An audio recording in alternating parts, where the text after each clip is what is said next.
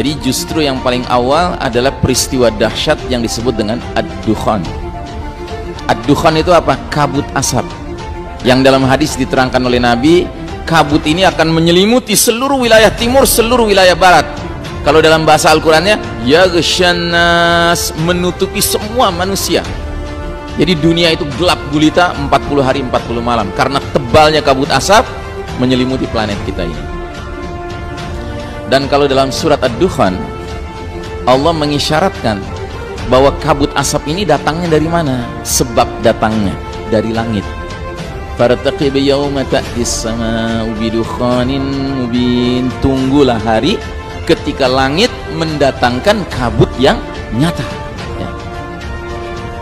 Kira-kira apa yang datang dari langit yang menyebabkan kabut ini?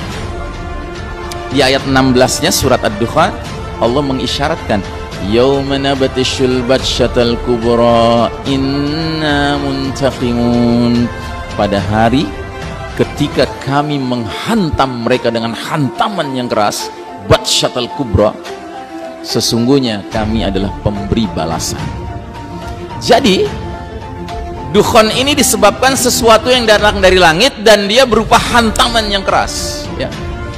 Sehingga Syekh Mubayyad mengkaitkannya dengan surat At-Tur ayat 44, di mana Allah Ta'ala berfirman, wa iyarau kisfam minas sama'i saqitan yaqulu sahabum markum.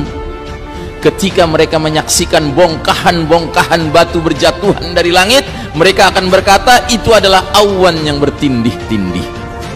Jadi bahasa Al-Qur'annya bongkahan batu berjatuhan dari langit. Bahasa hadisnya bintang berekor jatuh di bulan Ramadan. Sedangkan bahasa modernnya apa, Pak? Meteor, ya, meteor. Jadi dukhan ini disebabkan oleh meteor besar menabrak planet bumi, tapi karena planet bumi diciptakan oleh Allah ada perisainya, ada tamengnya yang disebut lapisan atmosfer, maka meteor yang besar itu pecah. Cuman pecahannya tetap lolos, menabrak daratan dan ada yang menabrak lautan. Dan menurut ilmuwan, yang lolos itu akan ada yang ukurannya garis tengahnya 2 km, Pak. Bayangkan batu ukuran garis tengah 2 km, ya. Kira-kira berapa kalinya lapangan bola itu 2 km? Kalau satu lapangan bola kan 100 meter ya kalau saya tidak salah, ya. Berarti 2 km tuh 20 kali lapangan bola, Pak. Batu bergerak dengan kecepatan puluhan ribu kilometer per jam menabrak daratan. Nah, tabrakan dengan daratan itulah yang menimbulkan ad-dukhan, kabut asap. Kayak bom nuklir meledak, Pak. Cuman bom nuklirnya jumlahnya sangat banyak, sehingga ledakannya yang berbentuk cendawan itu, asap cendawan itu terus meluas sampai menyelimuti seluruh wilayah timur dan barat, kata Nabi. 40 hari 40 malam kita akan hidup dalam kegelapan. Nah, yang mengerikan, Allah Ta'ala di ayat ke-11-nya mengatakan yaghshannas, kabut ini menyelimuti seluruh manusia. Hadza adzabun alim, ini adalah azab yang pedih. Allah mengatakan dukhan ini azab yang pedih. Nabi menerangkan azab yang pedih bagi siapa? Bagi orang kafir dan orang munafik. Bagi orang beriman yang terpapar dukhan, kata Nabi, mengalami zukmah, pilek atau flu.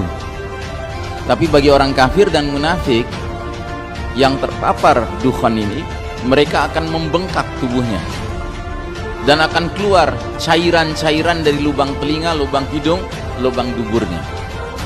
Bahkan Ibnu Umar, putranya Umar bin Khattab radhiyallahu anhuma, mengatakan ketika kabut asap ini masuk ke telinga orang-orang kafir dan munafik, mereka akan merasakan kepala mereka seperti kepala hewan yang terpanggang. Jadi mereka mengalami azab. Karenanya tokoh Dajjal yang merupakan tokoh kafir, yang menurut Syekh Mubayyad munculnya urutan kelima dari 10 tanda besar, ya, yang berarti Dajjal mengalami dukhan. Dia sebagai tokoh kafir, dukhan itu akan mempengaruhi mukanya sampai sebagiannya meleleh. Karenanya dia dikatakan oleh Nabi kalau muncul di akhir zaman awar, bermata sebelah. Padahal dulu Tamim Ad-Dari, seorang pelaut Nasrani dari Palestina, pernah ketemu Dajjal di sebuah pulau terpencil. Laporannya kepada Nabi ketika dia menceritakan tentang Dajjal yang dia saksikan, a'zamu insanin ra'ainahu, kami melihat manusia terbesar yang pernah kami lihat, badannya kuat ya, di dua tempat, di tangannya dan di kakinya. Nggak ada laporan matanya cacat sebelah, nggak ada, karena belum mengalami dukhan. Pertanyaan besarnya adalah kenapa Syekh Mubayyad dalam kitab Ensiklopedia Akhir Zaman berijtihad bahwa dari 10 tanda besar yang paling awal itu azab. Kenapa? Karena perjalanan umat manusia pada saat dukhan ini terjadi sedang mencapai titik kesombongan, kemungkaran, kezaliman, kemaksiatan, kekufuran, kemunafikan, kesyirikan yang dahsyat. Dan itu kapan? Ya sekarang ini. Apakah kita tidak melihat di sekeliling kita betapa banyaknya manusia yang begitu sombongnya sampai berani menghina agama Allah, menghina Nabi Allah, menghina kitabullah, bahkan menghina Allah. Ada Twitter seorang perempuan, entah dia muslim atau bukan, mudah-mudahan bukan muslim, dia sampai mengatakan kalau Allah bisa turun dari langit akan ku ajarkan bagaimana caranya memperbaiki kitabnya. Na'udzubillah. Ini ucapan mengundang azab Allah. Nah, jadi saudaraku rahimakumullah, ini ijtihad dari Syekh Mubayyad ya. Bisa jadi benar, bisa jadi salah.